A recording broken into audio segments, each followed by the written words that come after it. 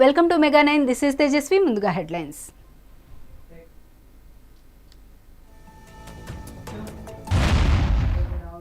ఇక డీటెయిల్స్లోకి వెళ్తే రాష్ట్రంలో మద్యం ధరలు పెంచారు.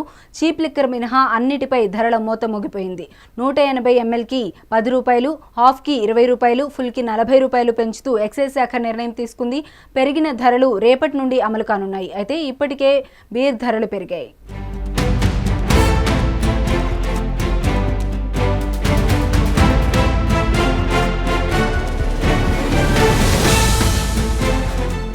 నెల్లూరు జిల్లాలో ప్రముఖ పుణ్యక్షేత్రమైన బుచ్చిరెడ్డిపాలెం జొన్నవాడ శ్రీ మల్లికార్జున స్వామి సమేత కామాక్షి తాయి బ్రహ్మోత్సవాలు భాగంగా ధ్వజారోహణ కార్యక్రమం అంగరంగ వైభవంగా నిర్వహించారు. ఈ సందర్భంగా ముక్కోటి దేవతలను ఆహ్వానిస్తూ పూజా కార్యక్రమాలను నిర్వహించారు. ముందుగా గణపతి పూజ, ధ్వజ పట్టమునకు ఆవాహన పూజ, ఇంద్రాద్రి అష్టదిక్పాలక ఆవాహన పూజ, ధ్వజమునకు సంప్రోక్షణ, మంగళహారతి, మంత్రపుష్పం నిర్వహించారు. అనంతరం స్వామివారి ధ్వజస్తంభం నందు నంది, త్రిశూలం, డమరుకొంగరు ఏర్పరిచి గర్భసూత్రంలో ధ్వజారోహణం నిర్వహించారు. ఈ కార్యక్రమంకు వచ్చే కమిటీ చైర్మన్ తిరువూరు అశోక్ రెడ్డితో పాటు ఆలయ కమిషనర్ ఆరవ భూమి శ్రీనివాసులు రెడ్డి ఆలయ సిబ్బంది భక్తులకు ఎలాంటి ఇబ్బందులు లేకుండా పర్యవేక్షించారు.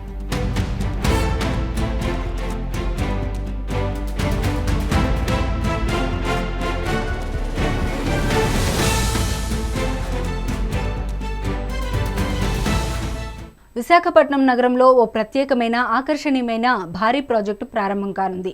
అయోధ్య రామమందిరం యొక్క అద్భుతమైన సెట్తో మన సంస్కృతిని, కళలను మరియు ఆధ్యాత్మికతను ఒకే వేదికపైకి తెచ్చే ఈ ప్రయత్నం విశేషంగా ఆకట్టుకోనుంది.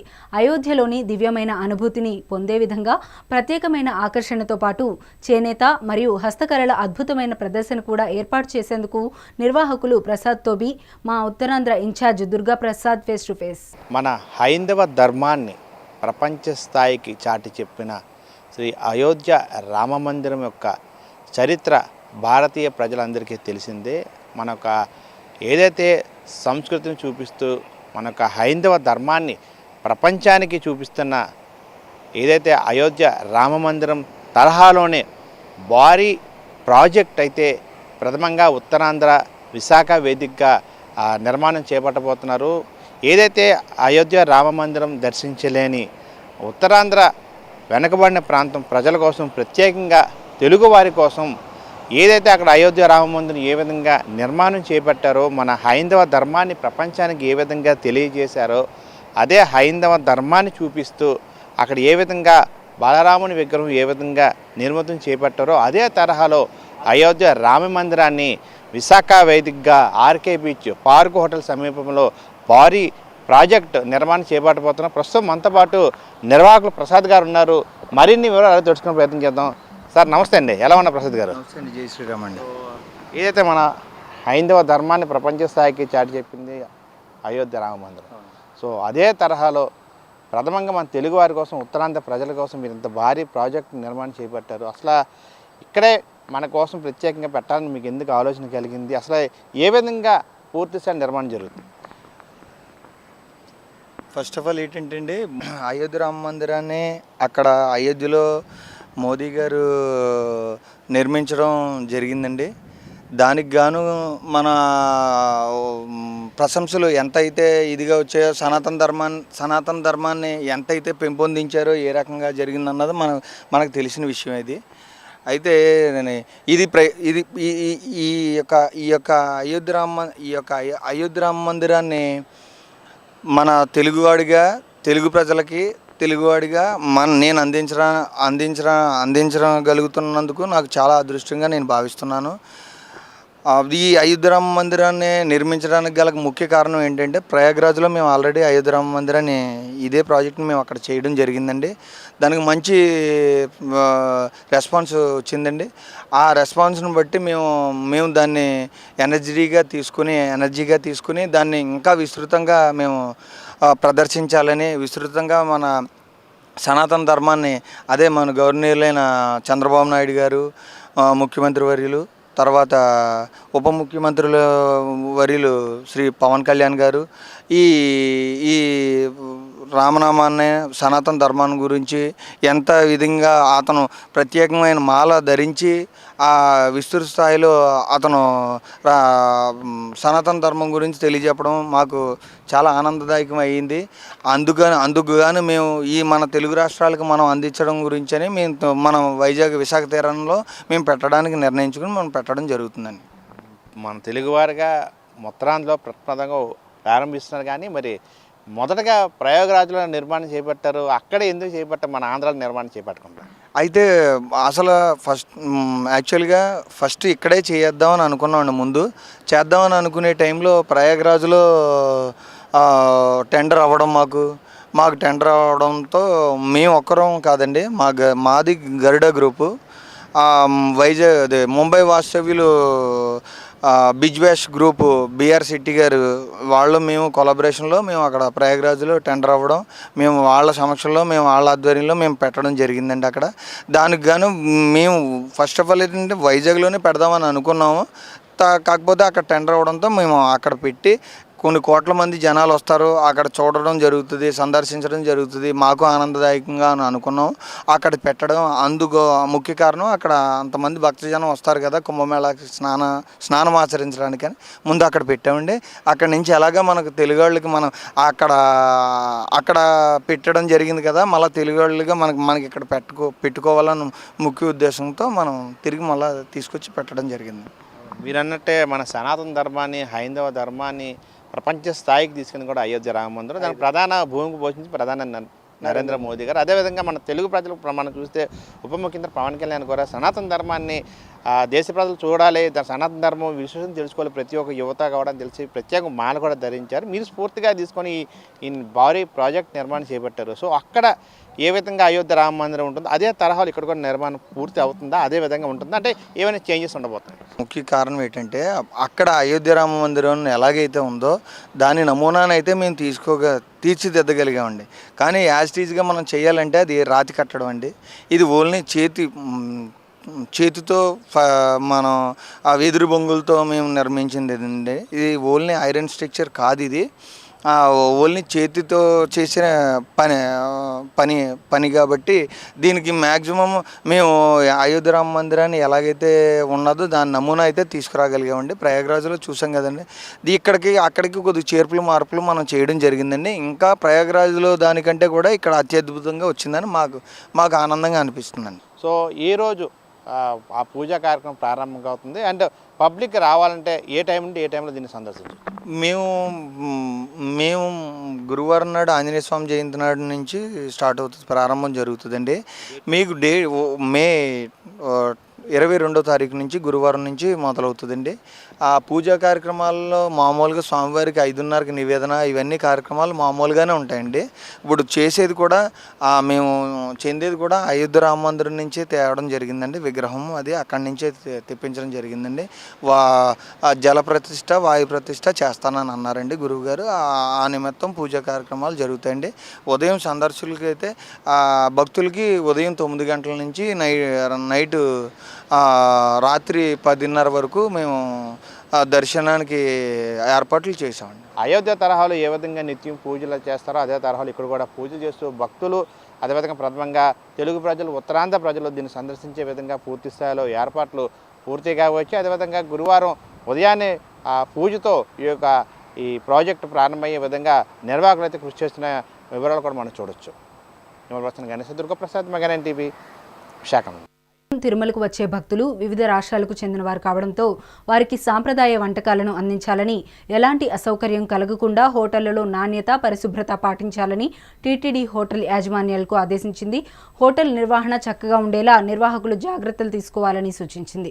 భక్తుల ఆరోగ్యానికి హానికరమైన చైనీస్ వంటకాలను పూర్తిగా నిలిపివేయాలని టీటీడీ నిర్ణయం తీసుకుంది. దీనిపై మరింత సమాచారాన్ని మా ప్రతినిధి నారాయణ రెడ్డి అందిస్తారు. రాష్ట్రాలకు చెందిన భక్తులు శ్రీవారి దర్శనార్థం తిరుమలకు ప్రతిరోజు విచ్చేస్తుంటారు. అలాంటి వారికి సంప్రదాయ ఆహార పదార్థాలను తిరుమలలో అందించే విధంగా ఒక హోటల్ యాజమాన్యాలు చర్యలు చేపట్టాలని చెప్పి టీటీడీ అధికారులు కూడా ఇప్పటికే సూచించడం జరిగింది. అంటే తిరుమలకు వచ్చే భక్తులు వారి యొక్క ఆరోగ్య దృష్ట్యా, అలాగే వారికి నాణ్యమైన ఆహారాన్ని, అలాగే పరిశుభ్రమైన ఆహారాన్ని అందించడం కోసం తిరుమలలోని హోటల్ యాజమాన్యాలు టీటీడీకి సహకరించాలని చెప్పి కూడా చెప్పడం జరిగింది. అంటే దీనిలో భాగంగానే అంటే తిరుమలలో ఏవైతే హోటళ్ళు ఉన్నాయో ఆ హోటళ్ళలో చైనీస్ ఫుడ్ను పూర్తిగా నిషేధించే విధంగా కూడా సహకరించాలని చెప్పి కూడా టీటీడీ అదనపు ఈవో వెంకయ్య చౌదరి కూడా నిన్న జరిగిన ఒక మీటింగ్లో కూడా హోటల్ యాజమాన్యాలకు కూడా సూచించడం జరిగింది.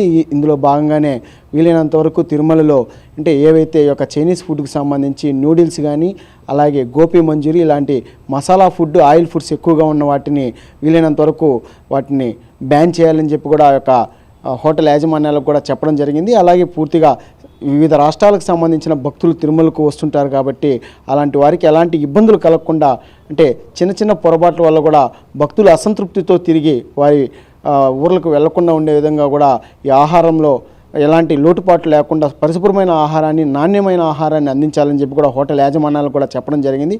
ఈ క్రమంలోనే తిరుమలలో కూడా టీటీడీ యొక్క తరిగొండ వెంగమాంబ అన్నదాన సత్రం నుంచి కూడా ప్రతిరోజు 40 నుంచి 50 వేల మంది భక్తులకు ప్రతిరోజు ఉదయం మధ్యాహ్నం రాత్రిపూట కూడా భోజనాన్ని ఉచితంగా అందజేస్తుంది.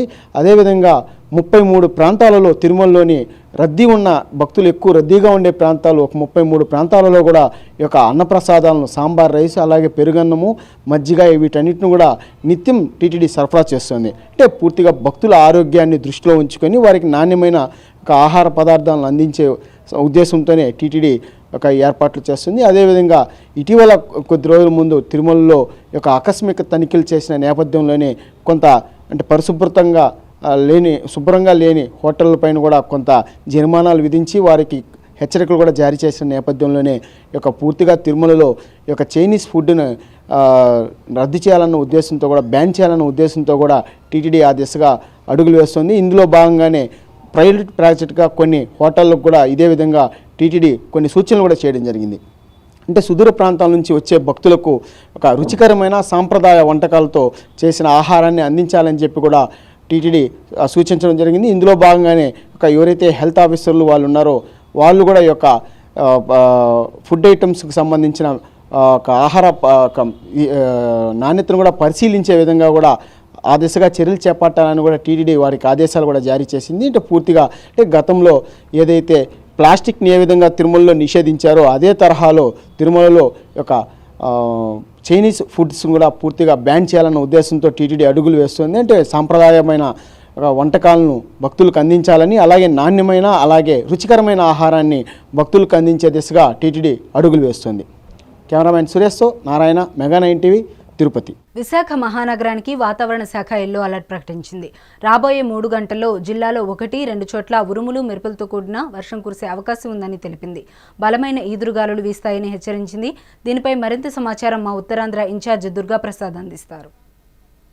ఐఎండీ చల్లటి కబురు చెప్పింది. ఏదైతే ఎండల వేడితో సూర్యుడి ప్రతాపంతో అల్లాడుతున్న తెలుగు రాష్ట్ర ప్రజలకైతే ఐఎండీ చల్లటి కబురు చెప్పింది చెప్పొచ్చు. ఏదైతే అటు దక్షిణ అరేబియా సముద్రం సంబంధించి కానీ బంగాళాఖాతంలో నైరుతి ఋతుపవనాలు ప్రవేశించాయని చెప్పేసి ఐఎండీ అయితే వెల్లడించడం జరిగింది. ఈ నేపథ్యంలో ఎండలతో ఇబ్బంది పడుతున్న ప్రజలకైతే ఉపశమనం లభించనుందని మనం చెప్పుకోవచ్చు. అయితే ఈ నైరుతి ఋతుపవనాలు ఆగ్నేయ అరేబియా సముద్రంలోని కొన్ని ప్రాంతాలతో పాటు మాల్దీవులు, కొమెరన్ ప్రాంతం, అదేవిధంగా దక్షిణ బంగాళాఖాతం, అండమాన్ దీవుల్లోకి మరింతగా ప్రవేశించాయని చెప్పేసి ఐఎండీ వెల్లడించిన నేపథ్యంలో వాతావరణం ప్రథమంగా ఉత్తరాంధ్రలో ఒకేసారిగా పూర్తిగా మారిందని చెప్పుకోవచ్చు. నిన్నటి వరకు ఎండతో ఇబ్బంది పడిన విశాఖ ప్రజలు ప్రథమంగా ఉత్తరాంధ్రకు సంబంధించి ఈరోజు పూర్తిగా వాతావరణం దాని భిన్నంగా ఉందని మనం చెప్పుకోవచ్చు. చల్లటి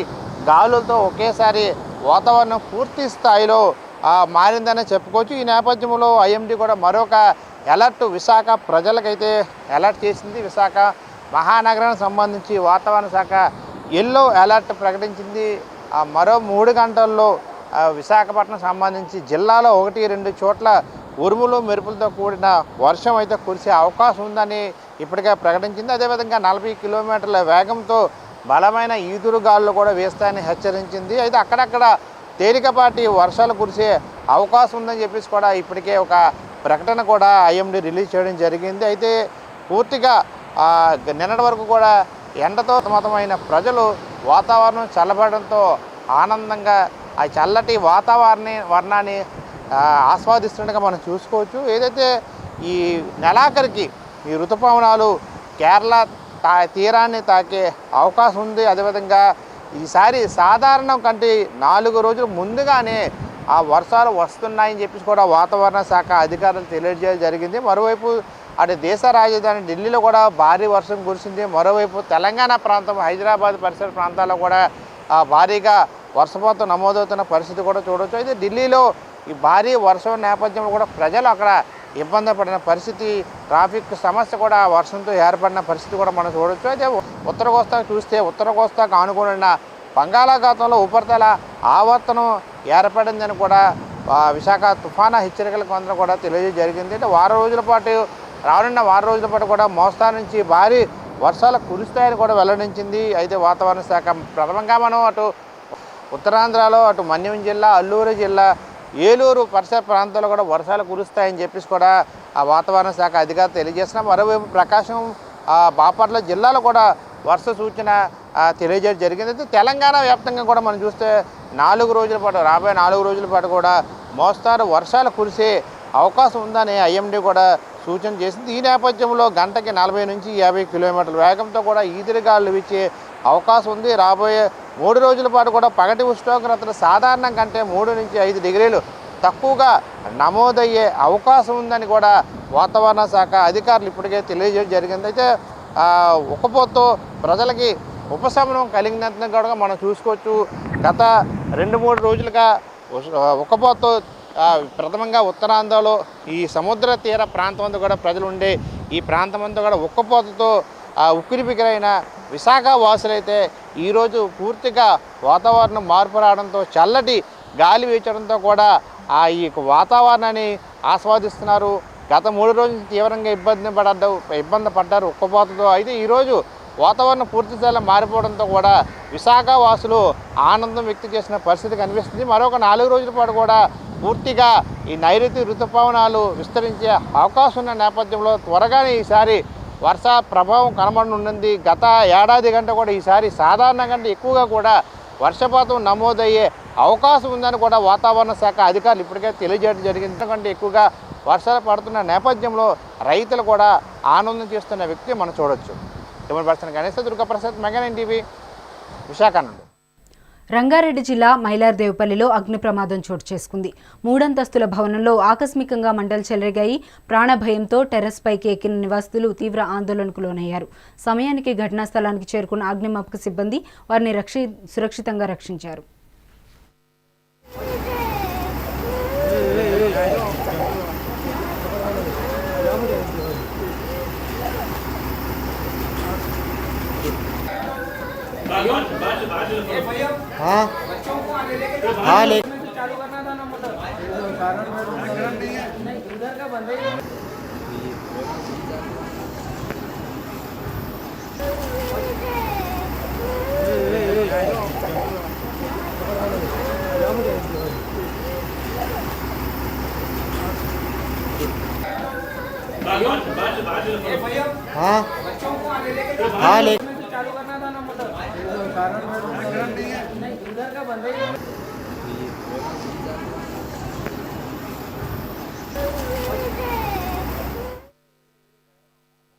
గుంటూరు జిల్లాలో బూర్ల రామాంజనేయులు ప్రతిపాడు ఎమ్మెల్యే ఆధ్వర్యంలో టీడీపీ జిల్లా పార్టీ కార్యాలయంలో మినీ మహానాడు కార్యక్రమం నిర్వహించారు. ఈ కార్యక్రమానికి టీడీపీ నేతలు, కార్యకర్తలు భారీగా హాజరయ్యారు.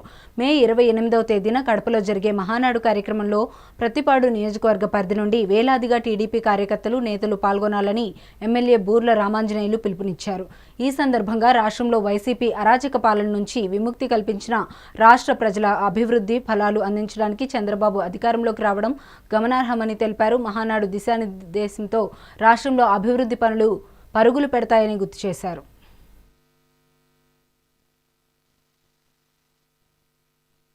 కేవలం 9 నెలల్లో, పార్టీ పెట్టిన 9 నెలల్లో తెలుగుదేశం పార్టీని స్థాపించి ప్రజలే దేవుళ్ళు, సమాజమే దేవాలయం అనేటువంటి ఒక ఆలోచనతో 2 రూపాయలకే కిలో బియ్యం పెట్టి మరి పేదల కడుపు నింపి, ఆడపడుతులు అబలలు కాదు, వారు కూడా సబలలే, వారికి కూడా సమాన హక్కులు ఉన్నాయని ఆస్థాపికి ఇచ్చి, మరి అదేవిధంగా పేదలు ఉండాల్సింది పక్కా ఇళ్లలో అని చెప్పి పక్కా ఇళ్లను కట్టించి అనేక అభివృద్ధి కార్యక్రమాలు చేసి తెలుగువారి గుండెల్లో అన్నగా గుర్తుండేలాగా ఉండేటటువంటి ఎన్టీఆర్ గారి జన్మదినాన్ని పురస్కరించుకొని ప్రతి సంవత్సరం కూడా మహానాడు నిర్వహించుకుంటున్నాం.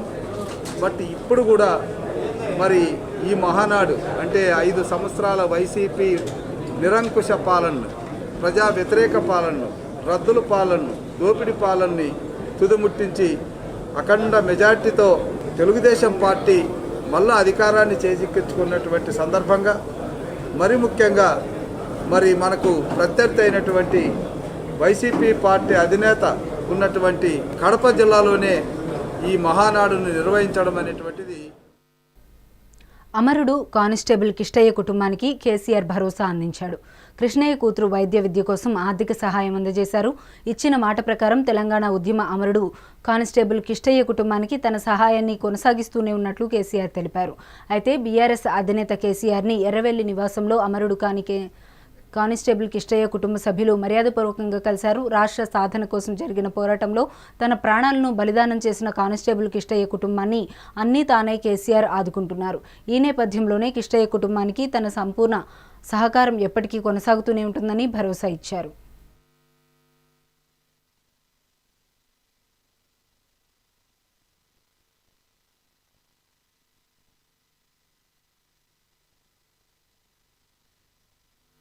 అన్నమయ్య జిల్లాలో మదనపల్లిలో ఆంజనేయ భక్తులకు పోలీసులకు మధ్య వాగ్వాదం చోటు చేసుకుంది. మదనపల్లిలో హనుమాన్ చాలీసా శోభాయాత్రలో ఉద్రిక్త వాతావరణం నెలకొంది.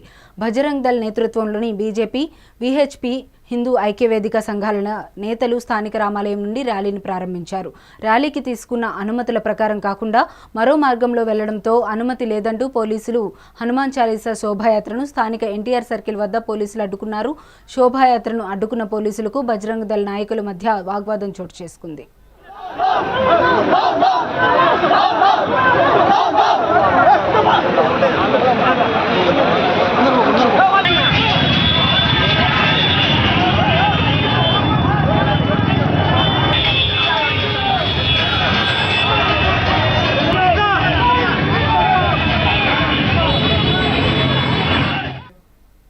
జయశంకర్ భూపాలపల్లి జిల్లా కాళేశ్వరం సరస్వతి పుష్కరాలకు వస్తున్న భక్తుల కోసం రాష్ట్ర ప్రభుత్వం హెలికాప్టర్ జాయ్ రైడ్స్ ప్రవేశపెట్టింది. జాయ్ రైడ్లో జిల్లా కలెక్టర్ రాహుల్ శర్మ, కరీంనగర్ సిపి గౌస్ ఆలం పుష్కరాల ఏర్పాట్లను స్వయంగా వీక్షించారు. త్రివేణి సంగమం, కాళేశ్వరం దేవస్థానం, గోదావరి పరివాహక ప్రాంతం పైభాగం, అన్నారం బ్యారేజీ, కన్నేపల్లి పంప్ హౌస్, అంతర్రాష్ట్ర వంతెన, మేడిగడ్డ, కాళేశ్వరం చుట్టుపక్కల అడవులు అందాలను భక్తులు వీక్షించడానికి జాయ్ రైడ్ ఏర్పాటు చేసినట్లు తెలిపారు.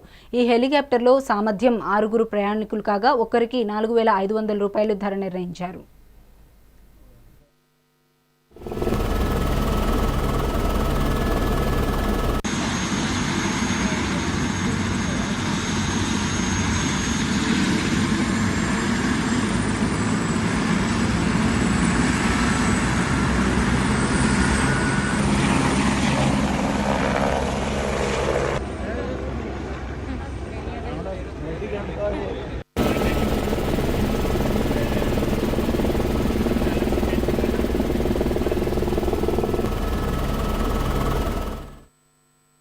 జయశంకర్ భూపాలపల్లి జిల్లా మహదేవ్పూర్ మండలం కాళేశ్వరంలో జరుగుతున్న సరస్వతి పుష్కరాల నేపథ్యంలో 4వ రోజు హీరో రాజేంద్ర ప్రసాద్ ముక్తేశ్వర స్వామిని దర్శించుకున్నారు. ముందుగా కాళేశ్వరం త్రివేణి సంగమంలో పుష్కర స్నానం ఆచరించి గోదావరి మాతకు ప్రత్యేక పూజలు నిర్వహించారు. అనంతరం కాళేశ్వర ముక్తేశ్వర స్వామిని దర్శించుకుని ప్రత్యేక పూజలు చేశారు. శుభానందదేవి ఆలయంలో అమ్మవారిని దర్శించుకున్నారు. అర్చకులు స్వామివారి తీర్థప్రసాదాలను అందజేశారు.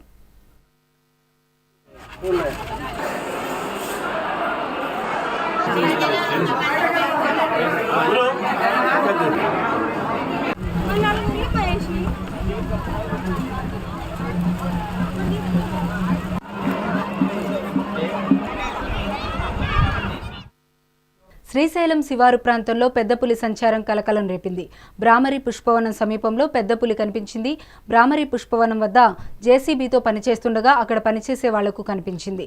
బ్రాహ్మరి పుష్పవనం డంప్యార్డ్ వరకు పెద్దపులి సంచరిస్తున్న నేపథ్యంలో స్థానికులు భయాందోళనకు గురవుతున్నారు.